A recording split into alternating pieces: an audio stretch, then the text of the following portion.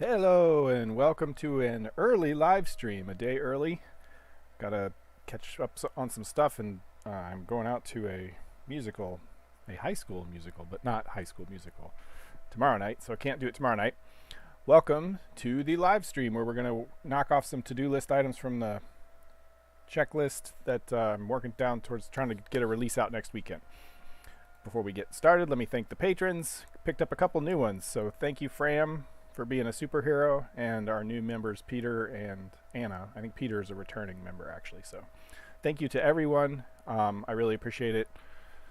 It lets me know that I've got fans out there, and then makes me feel good and helps keep the lights on. So without further ado, let's go and get started, and I will drag this guy down here, and I'll bring out my little useless pop-out dashboard, and it says our connection is excellent. It's because I haven't started running the game yet. Okay, so let me catch you up where we are, and we'll get something done real quick. So I cleaned up the scripting stuff quite a bit. We were playing with the dungeon wand thing, and so I ended up creating a base class. Where is it? There it is, placeable. So I put all this stuff in placeable that's just generic, so you can place an object down and then you can take it again. And that's built into sort of this base class that anything that wants this behavior can override. And so that immediately made me want to make cots and tents and campfires and all kinds of stuff, but we'll save that for a future release. So today, I had my drop test that, and then the dungeon generator now extends that placeable. Hey Ron, how's it going? And so we get that, and it generates the dungeon, and then at the end it places itself in the last room, which I think we started to do last week, maybe, or just a few days ago, but now, right? And then it also places this exit platform, which I've set up to link back to the entrance, so that we might be able to, once you get to the exit, you can pick up your dungeon generator and head back to the entrance, so you quote unquote win the game, so to speak. But let's go ahead and see what that's like. But the point is, what I was coming from, the test one that we had before, the drop test, is now a lot simpler. See, it doesn't. This is all just stuff to do with what graphics we want to use and where they place and stuff like that.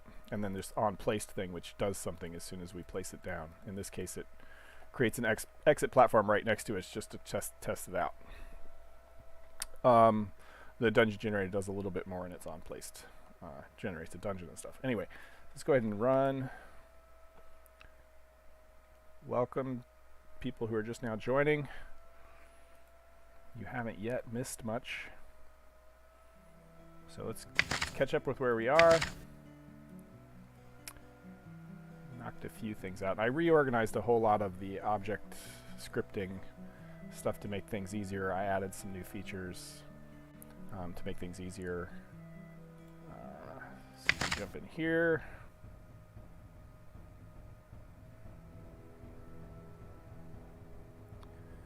And then once I show off this, hey Romcram.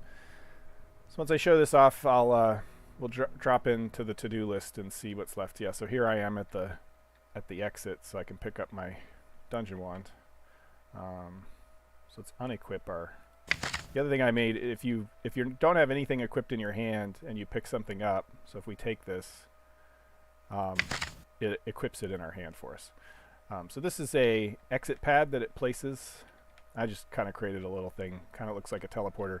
Unfortunately, there's no sort of zone detection, so you can come up here and stand. Oh wow, we're bouncing quite a bit. But you can't actually, it doesn't detect that. So the idea being it's here, we can right click on it and we can say return to entrance. And I was like, yeah, that would be cool. So we got to implement that really quick, but it knows where the entrance is. It's just telling us where the target is. So anyway, let's head back up. Actually, we can just stay here, and I can finish implementing that, and we'll jump back in.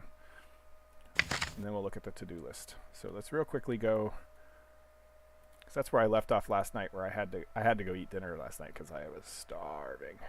Okay, so I don't know, exit platform. Where to go? Up here, exit platform. So yeah, you can't take it. Return to enters. This would be cool. So instead of that, we will warp.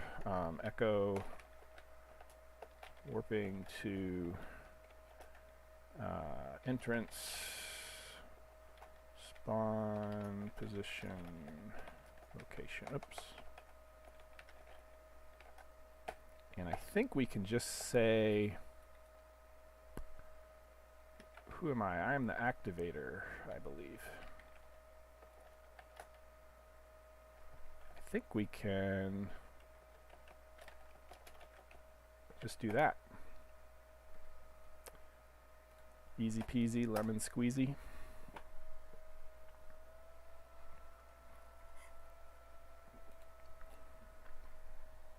So, there's a couple critical items left before the release. Like, I absolutely can't release until I get that done. And it's either to add the, crappy random test buildings that just appear anywhere, or it's to take advantage of the sedactyle stuff and like place some not in the right place but better than totally random towns. And then the other one is there's this local environment object that that keeps track of the sounds around us and our current lighting so that Fade is lit correctly, and how many trees are nearby to play nature sounds and all that other stuff, whether we're in water or not, so that we display the water stuff. But right now, occasionally, because it's run on the render thread, because mostly everything it needs is already loaded because it had to draw this. But when we're flying through the air, like if you're falling or running super fast or traveling super fast, sometimes it gets ahead of the paging and then it like stalls the whole UI. So I have to fix that because that's no bueno. All right, come on.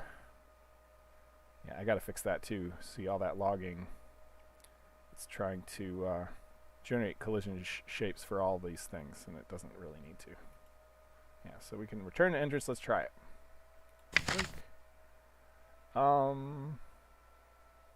No, that's not going to work because we are a physics object. We are controlled by the physics space. Fortunately, I have the, once again, too many things over. Server admin, I think it's in here. Yeah. Nope. Let's try server shell commands. I already have it open. So somewhere in here I have the warp command, which already does what we need to do. So we can just steal its code. Ping mods warp. There it is. So we already know where we want to go. We'll warp there. Oh, okay. That's not bad. Oh, we got to get the physics space. Okay, so physics, phys, teleport. Who's teleporting? And I think we have to probably resolve the entity ID. So someday I'll make this a little bit better too. Alright, so let's go here. Instead of that, we'll get the physics space. Phys teleport. Activator. I think it's activator ID. And let's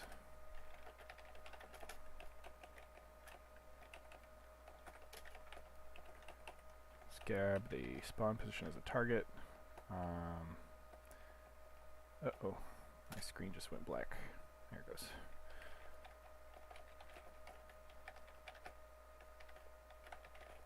Okay, so wherever that target is, whatever direction that target's facing, that allows us to control someday, you know, how we exit the dungeon. Okay, let's try it one more time. We're only 10 minutes in. Maybe we'll have already solved one task.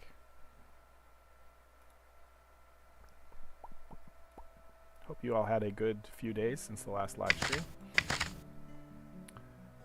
been reasonably busy here. I've been working on the game every night though, so trying to get ready for this release, especially since I go out of town the first week of August. Reminder, if you're in Williamsburg, Virginia, the first week of August, I will also be in Williamsburg, Virginia. Creepy dungeon ambient sounds. What's the...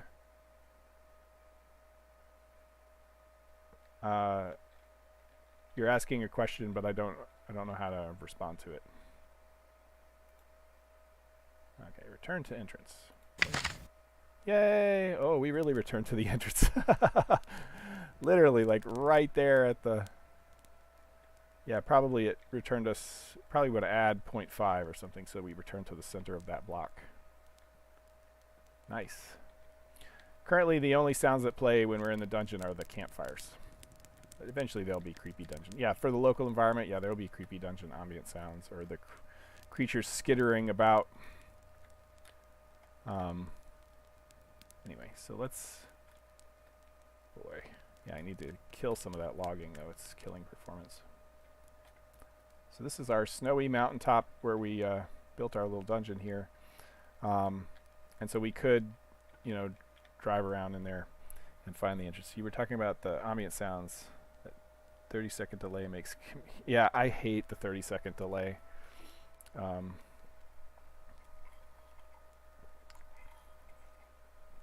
Unfortunately, like, the only way for me to lower it is to lower the quality of the stream. And I don't know how good the quality is as it is, so I don't really want to lower the... Especially since we look at tiny text and stuff all the time. Okay, so that is done. It works. Except for I wanted to add that 0.5 offset so that we're in the center of the block. So we'll do that real quick and we'll check it, because why not actually get it done for real? For reals, yo. So yeah, let's try it.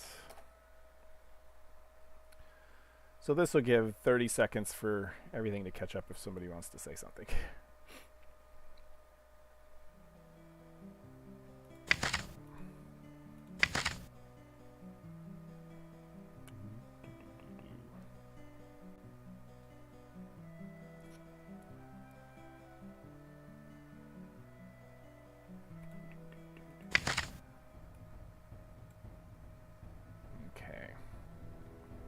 Try it one more time.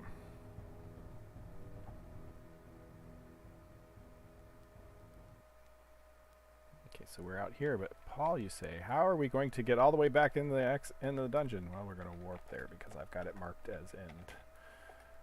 Okay, so we're back in the dungeon near our little teleporter pad. We'll right-click on it and say return to entrance. Boink. Oh, nope, we still...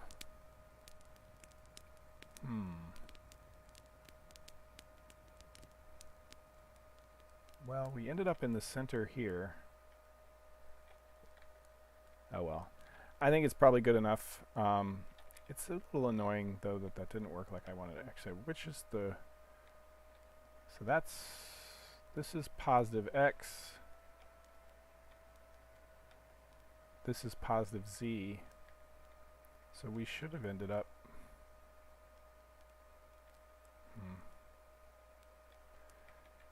The thing, so it's using the... I think I made it a map marker. Look at the map. Yeah, let's see if we stand right here. Yeah, I'm literally right in the middle, so I think that is the location. Actually, we can check. It's saying warping to 1... Oops. 9146.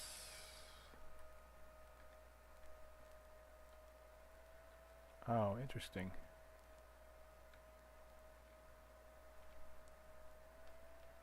It's actually warping me out here.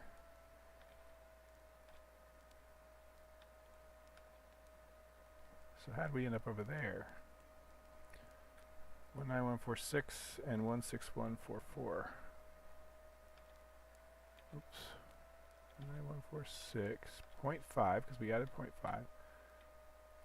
And 16144. So we should have been over here. Huh. Oh no. Those are negative. So if we were right here, it would have taken us down here. Yeah, okay. But that's where we should have been. Anyway, there's a issue. Oh, that's beautiful. All right. Well, it's done enough. I mean, you guys, that's close enough to the end of the dungeon that works for me. There's a weird thing with physics. Sometimes before the driver that drives the player motion catches it, the character wobbles. It's actually a bug. We don't see it because by the time we get in the game, it's all sorted out. But if you watch other people log in to the server, you'll see them wobble back and forth real quick before they finally settled in. And I wonder if it's something similar to that. So anyway, we get to mark this done together. And we can head over here to the priority tasks. I'm only leaving this up because I wanna currently it's defaulting to on, and I want to default it to off, and it's not complete, so I can't complete it, but I'm just leaving it up there before I move it off to a future release. So this is what I was talking about, that local environment. We want to multi-thread that. That's critical. This is not. I do want to fix the night brightness keyed to moon phase, but that's not going to stream very well. I think the darkness. Oh, I meant to remove that one. So let's show how I do that. 716. Find it up here. So we're going to push that off because I don't have the tree stuff working yet. It's been a low priority. So we can refresh this, save. So this I still do want to try to get you guys a little dialogue to set up how tool drag works so you can try out some different things. This is less critical now, but it is a little wasteful that each one of those campfires and grates and things like that is a different loaded mesh, which is kind of bad memory-wise. Equipped marker and inventory would be really nice. I don't know that we can get that done today. Player markers on the map. I'm trying to see. Yeah, this is the one I was talking about. Better town points of interest placement other than just random. I want to have some wilderness and I want to have some landmarks to find and stuff without having them just scattered everywhere. Plus, it actually negatively affects performance to have just buildings scattered all over, whereas it would be better if they were clustered together. Alright, so which of these do I think I could finish in 40 minutes? Or if you guys have a preference, speak up. I'll think about it for 30 seconds so you guys can do that. Actually, think about it for a minute, and I'm going to go look up this probe view and set the thing to false. But if you guys think of something, I'm going to slide it over here. These are the ones we're talking about. If any of those sound more interesting than others of the ones I said, maybe they would be, I don't know. In the meantime, actually I can also go and commit this work. Git commit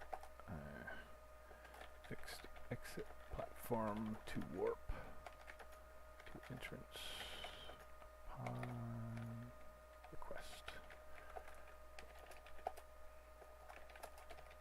Alright, now let's find that probe debug state thing. I think it's in Mythruna space. We shall check. Would it be under UI?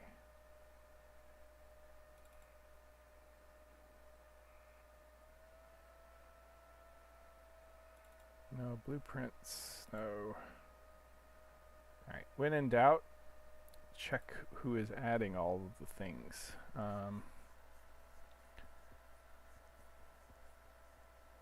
Oh, okay, cool.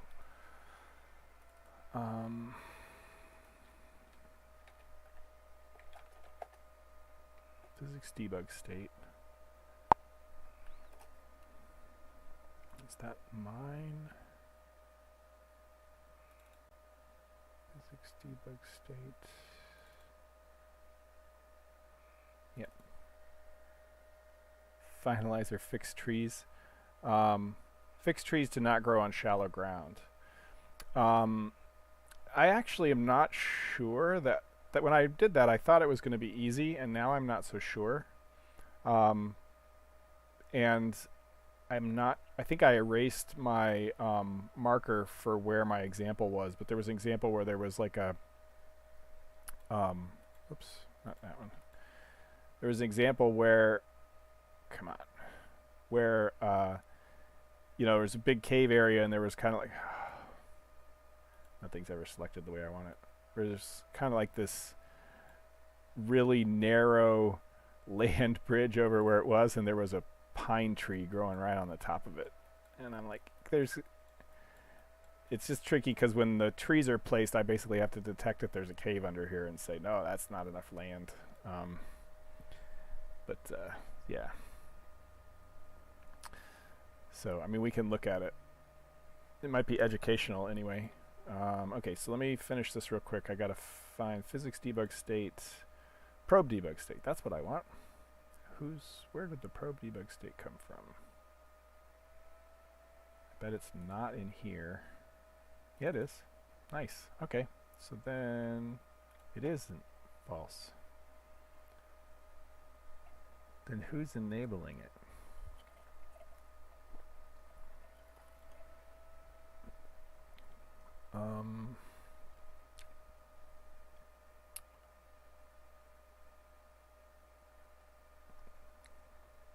Okay, hold on.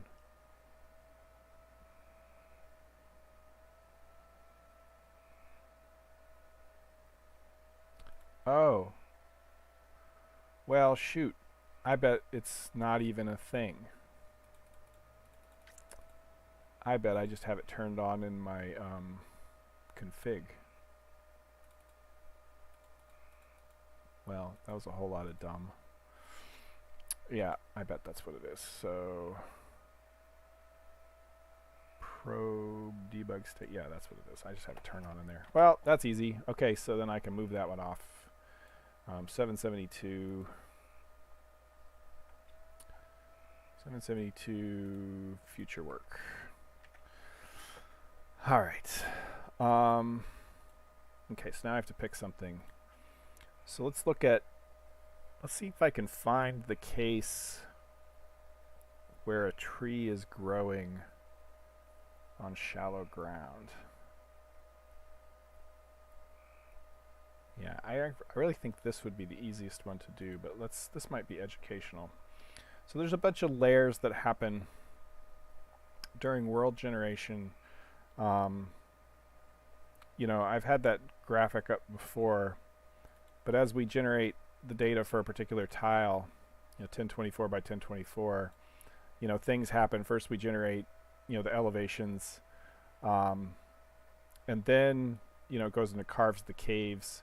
Eventually it'll also do rivers at this point. And then the last thing it does is plant where the trees will go. And at that time, it's usually just using the height map because we know where the caves are, but they haven't really carved anything out yet. This is just the data is objects. It's not actual blocks yet. The blocks are saved for when we're actually rendering the, you know, the smaller 32 by 32 sections of the world. So at this point, tree is just a position and a type and a height, and the caves are just, you know, those, you know, spheres and line with width, you know, and the chasms. Um, and so when we generate the tree layer, one thing we can do is kind of look around and see, is there already a cave here, and is it right underneath me, and maybe don't grow there.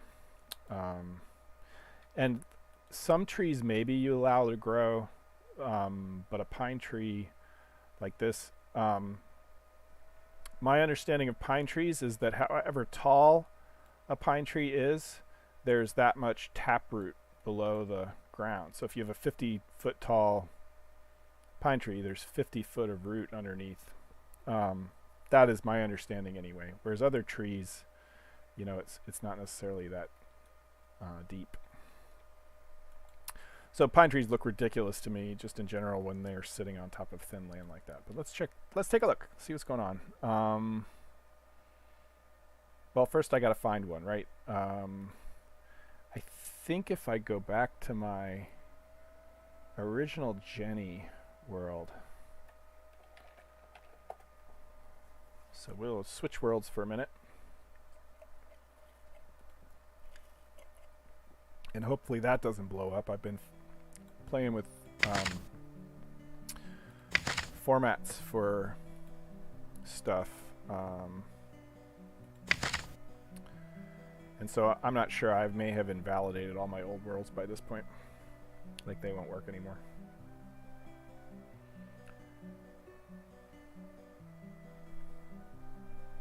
Alright, so I think it doesn't matter which one I pick. It would be nice to try to port that hand-drawn screenshot tool. I always think of things I want to squeeze in. I gotta focus. Okay, I'm standing on top of... Oh, this was when I was testing the water. Are we going... Is it... Yeah, it's daytime, so... The sun is rising. We'll make it rise a little bit more, and we'll pause. Okay, so this is not where the thing is, but what I wanted to check is where my marks are. Okay.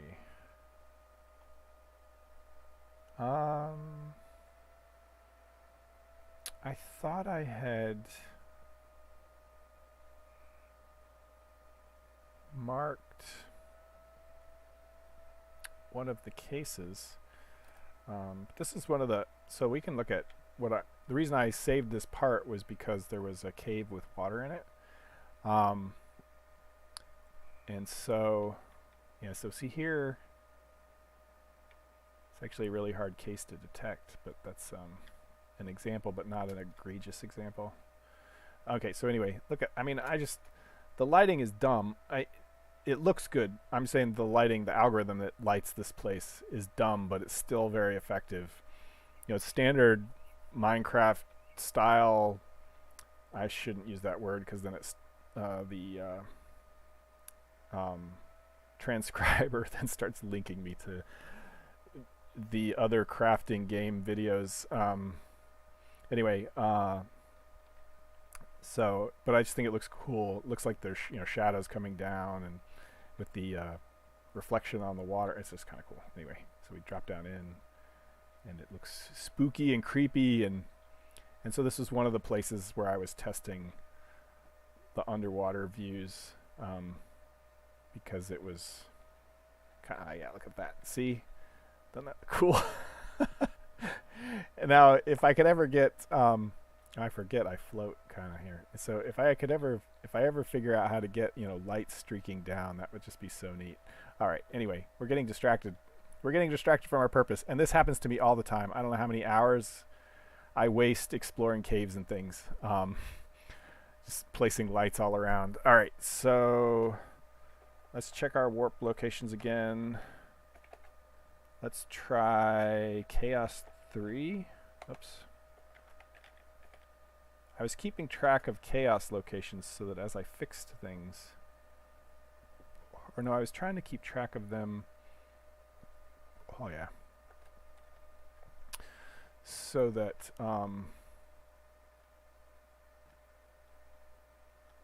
yeah, so see, this is a place where the terrain elevation estimate was different, and so like that's a problem on its own.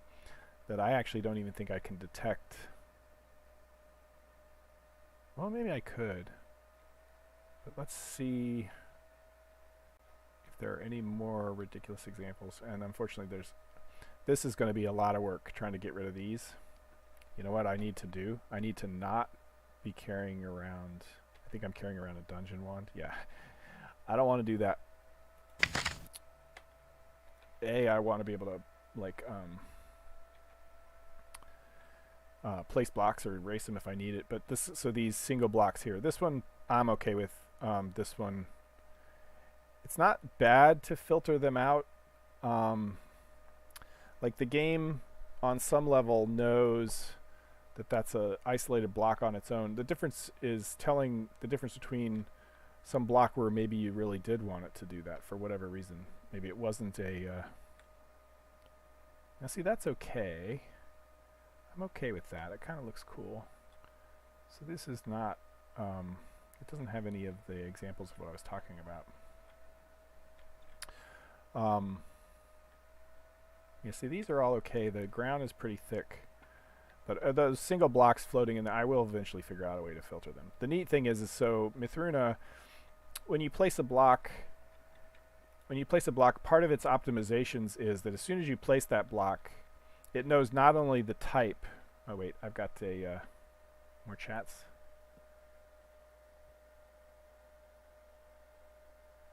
Yeah, I agree, but it links in the wrong direction, right? It links me to other crafting game, and I don't think it links other crafting game here, but maybe that's not true, and we need to generate some controversy. I'm not really ready to have that kind of tension yet, I think. Anyway, one of the parts when you place a block like this, it knows in the world data itself, it knows already which surfaces are visible. I don't know if you know this about these sorts of block games, but you know they don't render the faces that are hidden. You know, so these are all those. I'm like my head's partially inside the block, and you can see it doesn't render those inside faces. It only renders the outside ones. And Mythruna, when you place a block, it calculates all that. So it knows that the bottom of this block is invisible, and the top of the grass underneath this block is invisible, and and so that's encoded into the data that's stored in this particular cell of the world. And I did that for optimization purposes because it's really easy to calculate on the server where I have all access to data instantly. And it might be hard to calculate on the client because this might be right at the edge of a leaf boundary where, like say leaf, the chunk boundary where it would have to look all the way in the next chunk to decide if this face was visible or not. And so by encoding that information into the block itself, I get to do a lot of cool things. It works for, different kinds of propagation. It just means that the code that's rendering these shapes has a much simpler time. It doesn't have to worry about, is this side hidden, or is it next to glass? Is it next to something I can see through? All that logic is on the server. And I do it once when the block is placed and I never have to do it again. But where I'm going with this is it means that when you have a block floating in space like this, I can instantly know just by looking at those side masks that, hey, all the sides are visible. That must mean this block is floating in space. So they're not hard to filter out. It's just telling the difference between when you really wanted that versus not wanting that, because that low-level algorithm has to know, hey, not only is that a block floating in space that was generated by me, which it also knows, by the way. It knows that this is it knows that these blocks were generated by the terrain generator and this one was placed by me. It knows the difference. But if this was placed by the terrain generator, it doesn't need to know just that, but it needs to know that all four sides are there, and maybe there's some kind of block that we really do want to float, like maybe it's a balloon or something that we really do want to float, or some kind of floating plant. I don't know, but you get the idea, right? There's some kind of logic that has to decide that this is a block I can filter out. Anyway, that was a long-winded description of why what seems like it should be a simple problem, and is actually simpler in Mythruna, is still not simple. All right, so let's try the other. What did I try? Chaos 3? So let's try Chaos 1. One of these is bound to have something. And I think they were worse before I fixed the caves. Yeah. Whee!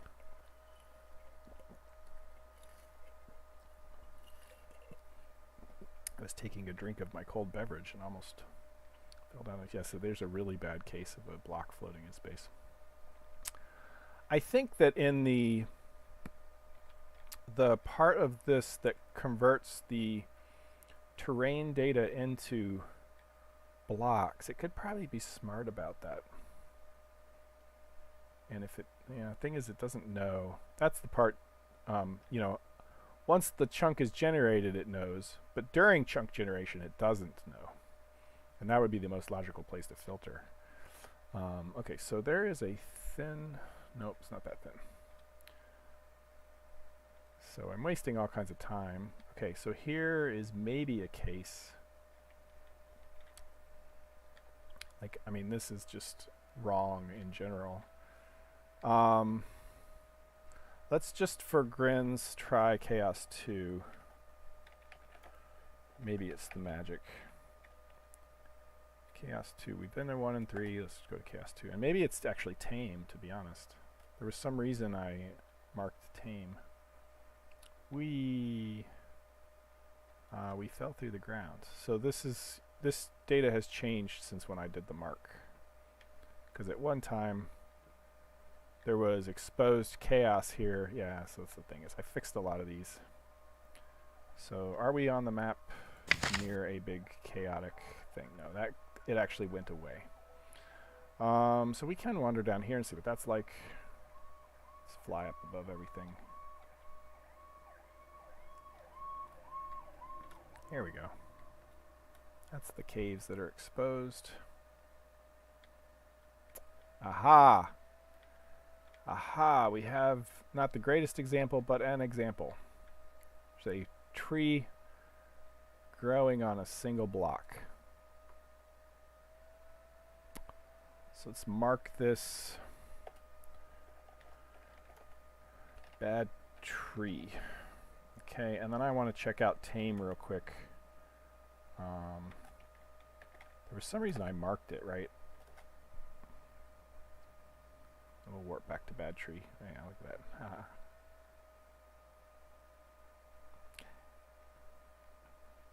Yeah, so, oh yeah, that's right. These are some fun caves to explore, by the way, because they pop up all over the place, and they've got like one big chasm. Whoa, I almost fell. Yeah, so there's, yeah, I think it's like a couple, no, it's just the one cave system, but it pops up all over the place, and it's otherwise unassuming. So, but there's a couple places where the caves pop out around here. Yeah, there's another one over here, see. So I think I just marked this as kind of fun caves to explore. Look at that. Can you imagine when we can go out and hunt, hunt some deer, I don't know, look for the grue lizards, try to find the nest of the grue lizards. If you guys don't know what grue lizards are, I could explain. Anyway, yeah, so that's not useful. So we'll go back to our bad tree. Bad tree. Yeah, so here we are. We can come here anytime we want. And there's our bad tree. And oh yeah, even though the time is frozen for us on the client, it's actually nighttime in the on the server side. Because I have time paused, but that's only a client effect. Kind of like if you were in photo mode and could run time forward and backwards. Okay, so let me think. So the other thing is that I'm going to have to reset the world a lot. So maybe we find the same location in Jenny 2, or make a Jenny 3. Yeah, so let's do that real quick. Haha, it's all relative.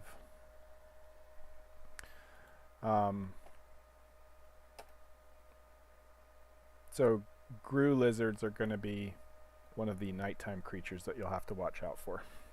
And that's the old Zork / dungeon reference. You'll get eaten by a grue. Alright, single player.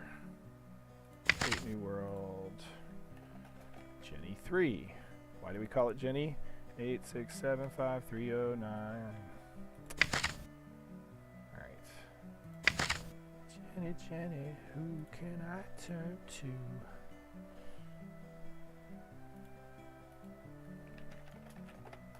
Give me something I can hold on to. Oops. Think I like the other before. I need to get a male. I need to get my male model fixed and clothed, so we can at least pick between male and female. I always pick female characters when I'm playing RPGs anyway. It's just a habit.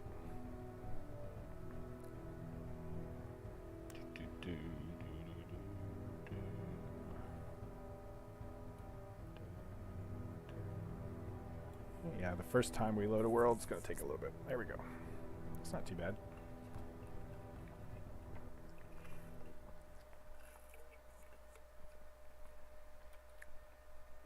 All right. So while it's doing its thing, we will warp to -19124, 19124, and -15170. Right? 15170, 19124. Okay. Doink. Yeah. So now the world can generate in a completely different location.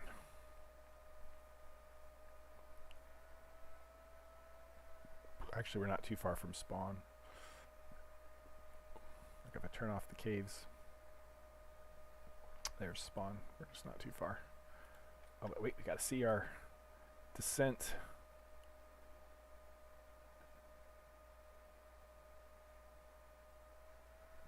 Look at all the trees. Forested hillsides. See, just the thing is, you know, somebody on the Discord was talking about, you know, keeping track of where you are and stuff like that. And one of the things to keep in mind is that you have these landmarks in the distance. Your skybox is actually a useful tool for navigation. Okay, so it took us to the right place, but where's our... Yeah, okay, so maybe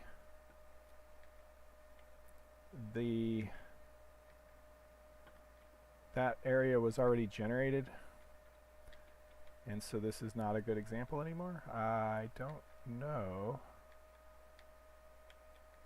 Which is useful to know, because if we had regenerated in that world, it would have been the same problem. Our trees would have moved around, and we wouldn't have seen that example anymore. So this might not have been a great example. What was I talking about?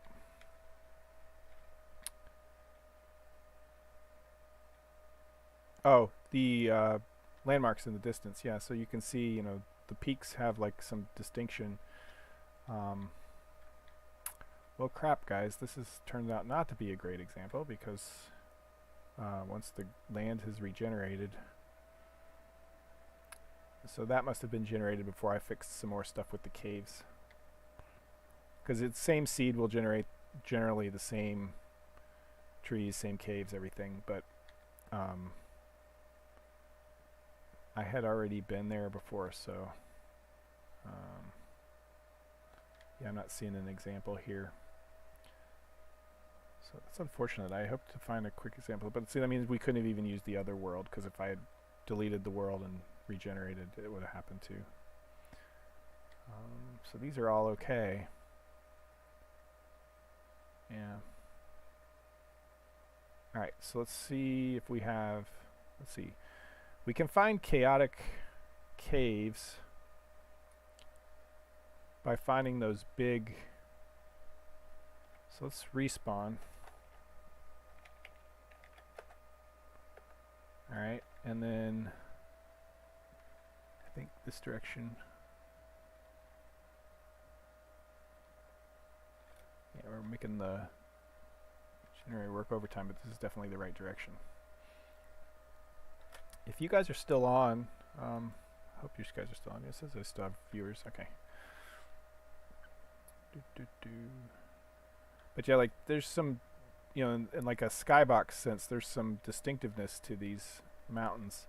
I actually watched a video for tabletop D&D on world generation, you know, world building.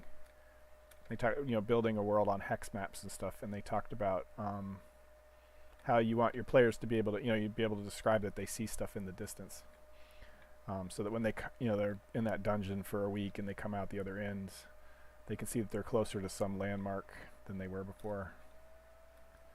Yeah, see, we're getting closer to there. Unfortunately, there's not a whole lot of trees, so I'm hoping it actually is a... I'm doing the diagonal flying thing. I don't want to do the super fly because we're not barely keeping up as it is. There we go. We'll move a little forward faster. Okay.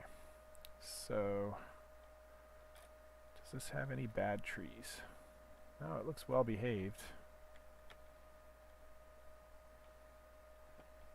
Gosh, that's the hardest part of finding examples. There's plenty of examples of bad terrain here. Yeah, the hard part's these clumps that float. I can't really get rid of those. Those are hard to detect. Actually hard.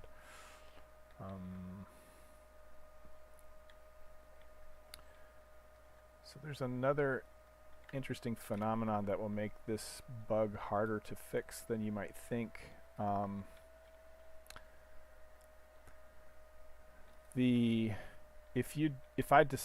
maybe I could fix that. I should say, if I decide not to place a tree here, it changes the random algorithm and all the other trees get placed different. But I could still pretend I'm going to place it and then just remove it. See, is he growing on thin?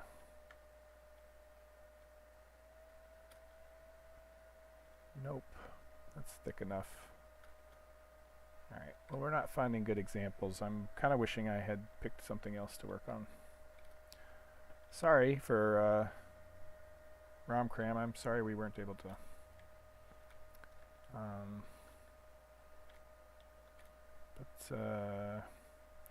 So I have like 10 minutes.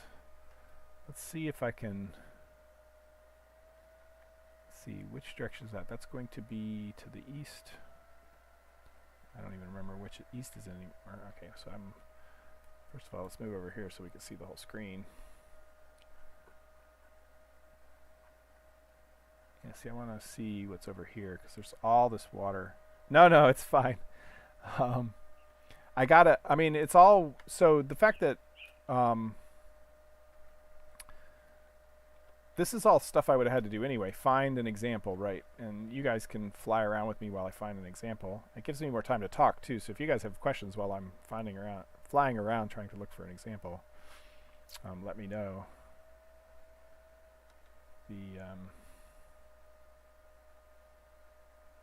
Yeah, more trees over here. I suspect this will be a better.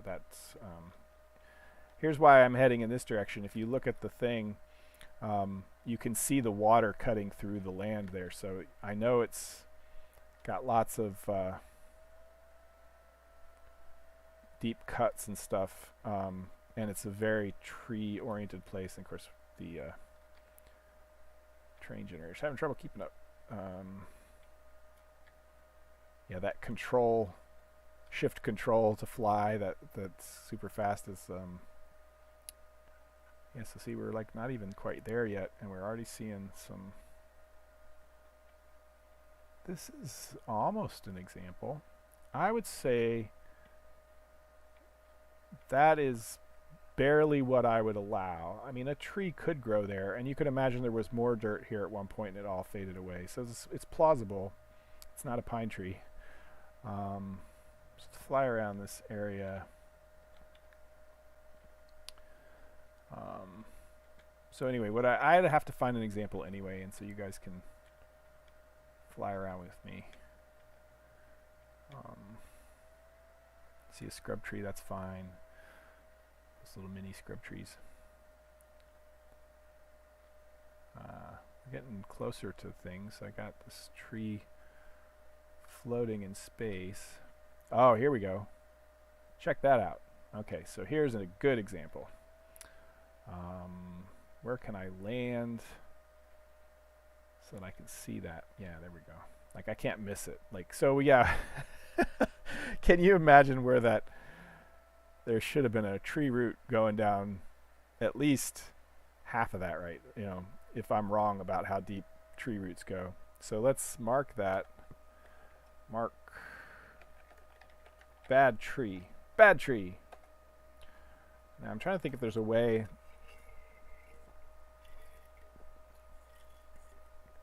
I can prove that I found it. The other thing I want to do is, you know, we're going to regenerate this anyway, so I can cut it away without worrying about. Oh, if only the axe worked.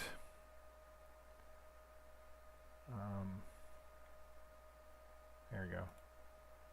Yeah, these branches are so much bigger than their hitboxes. What I want to do is I want to figure out the exact location of this, where this is. Okay, so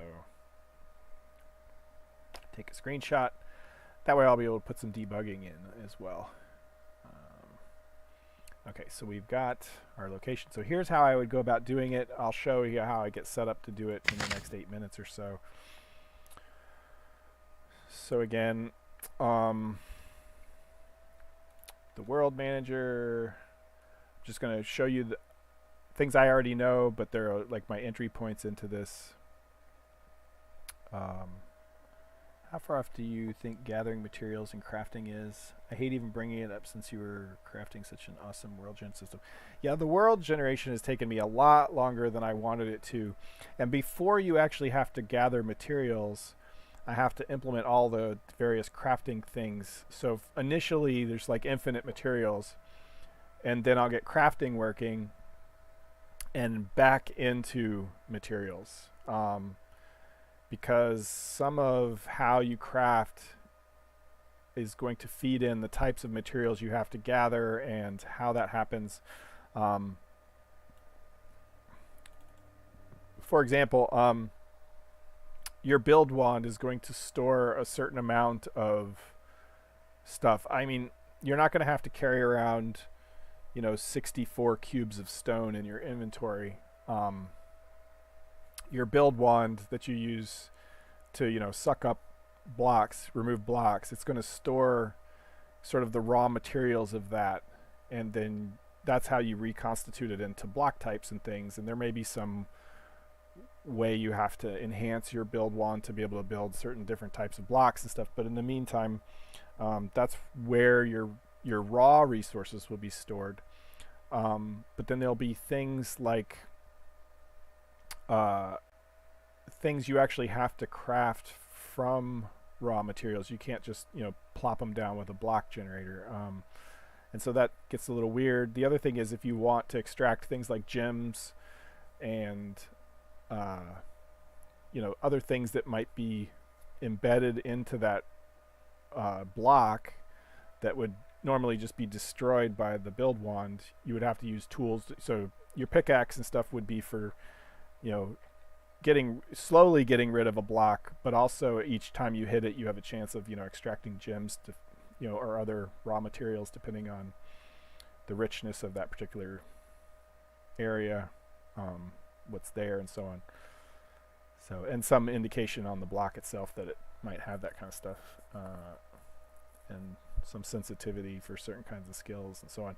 It gets complicated, right? But initially I need to make the crafting bench where you can assemble objects together from your blueprints or blueprints you've gathered or items you've purchased, etc. A place to, you know, carve wood, The one thing I really want to get working is the clothing.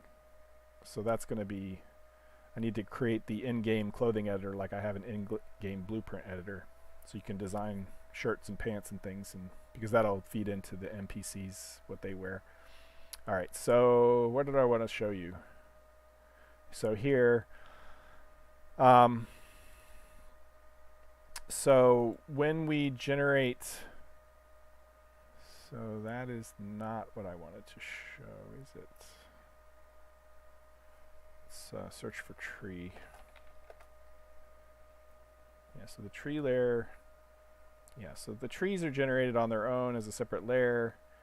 And so the tree DB, where is it? To the world manager, their tree generator. Yeah, so the tile manager, when we generate one of those 1024 by 1024 tiles, the tree generator gets run, and it looks at the elevation and the terrain type that was generated by the fractal and says, yes, a tree can grow here. It's not sand, and it's the right temperature, et cetera, et cetera. And then, and so then later, the that's what places the trees on the world. So this is what we're going to need to look at. And this happens after caves, right?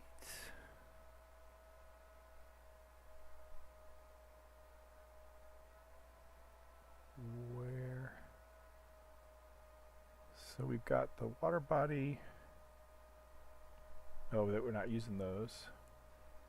Morph DB, which what? Huh? Where's the cave generator? Train elevation generator, train type generator, cave network generator. That's what generates the sedactyl caves. But there's a. Huh? Maybe we don't. I just want to make sure things are generated in the order that I think they are. Okay, so sedactyl manager, yeah, that's where the cave network, okay, cave tile function. Yeah, okay, here it is. So cave tile function runs, yeah, so let me show you.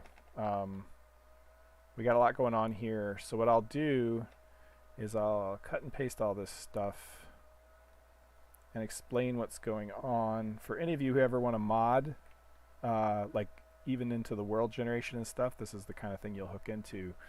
Okay, so I think that's everything. And so what I'm going to do, so I'm going to paste this into a new, yeah, stupid editor. Okay, so we create the tile manager and we add these different tile functions. So we got the, so we generate the terrain, we generate the elevation in the tile. From the elevation and the climate, we generate the terrain types, whether it's sand, dry grass, etc., etc. The morphology layer is, we don't, it says, the morphology layer, there's just sort of this general idea of morphology. Caves are morphology, but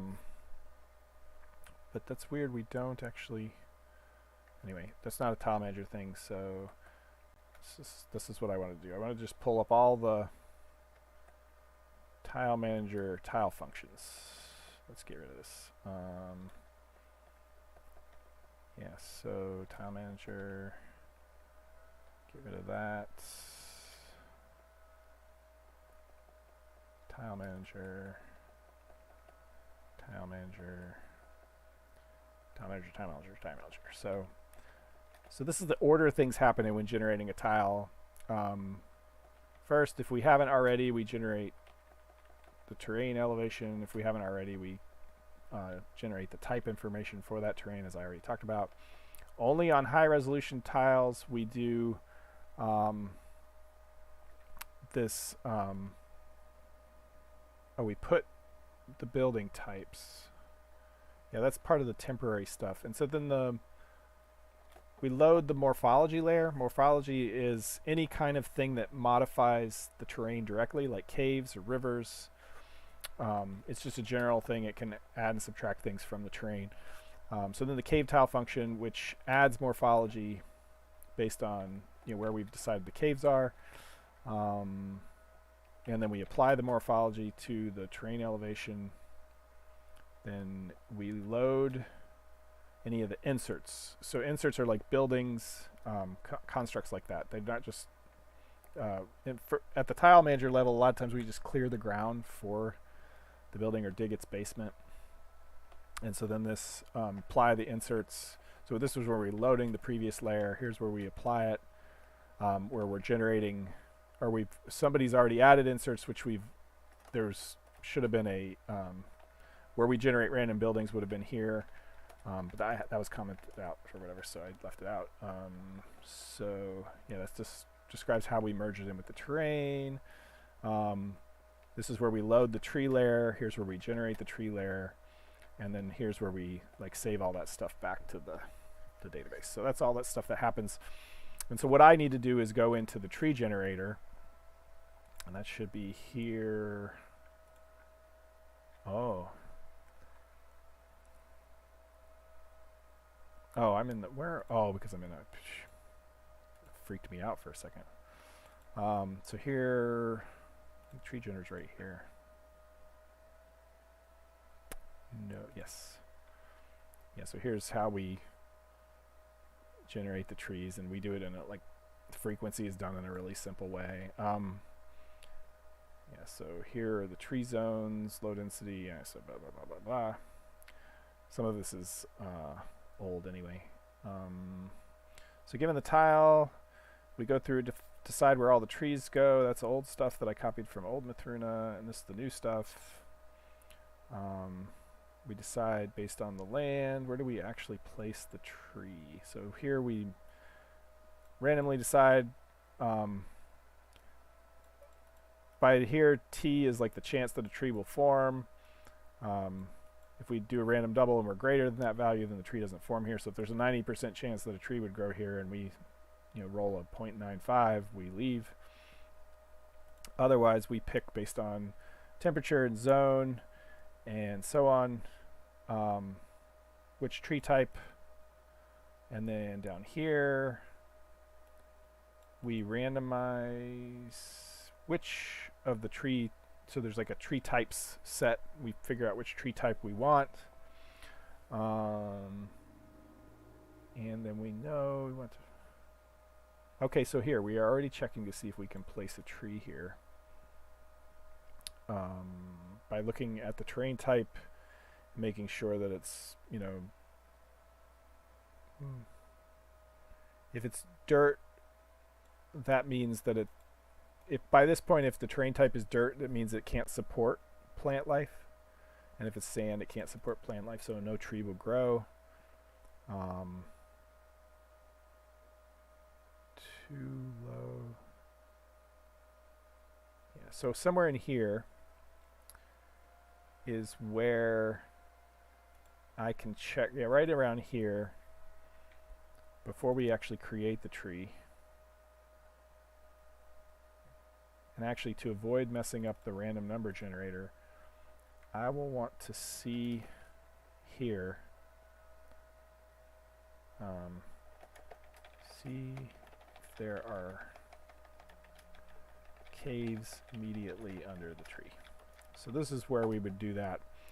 I talked earlier about how if I don't actually create the tree, random number generators, when you want predictable randomness, this random number generator is seeded for a particular tile, so it's unique to that tile, but the trees will repeat. All these random values are going to be the same sequence for that particular tile every time the world is generated for that particular seed.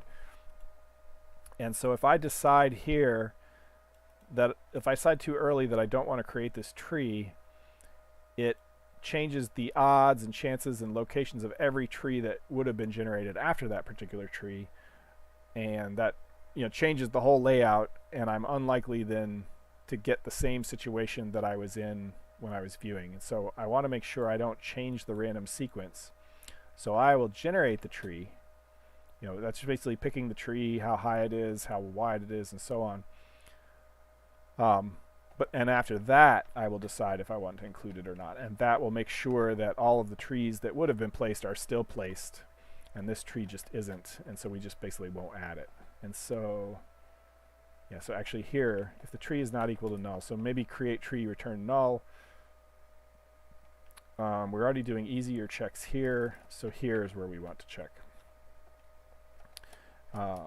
So anyway, so you guys are caught up with where one of my next pieces of work is whatever a proper gooder English would have been. So that's where we stand, and I'm going to cut it off here because I have to make my dinner. Any questions? Any last minute questions? Ron, I hope I answered your question. Perhaps that can be a topic for a whole video, a whole live stream, talking more about the crafting, especially as I get into implementing it. But yeah, immediately on my agenda is, for the new release, is clothing and the assembly bench or crafting bench where we can put items together, because I need to come up with object assemblies.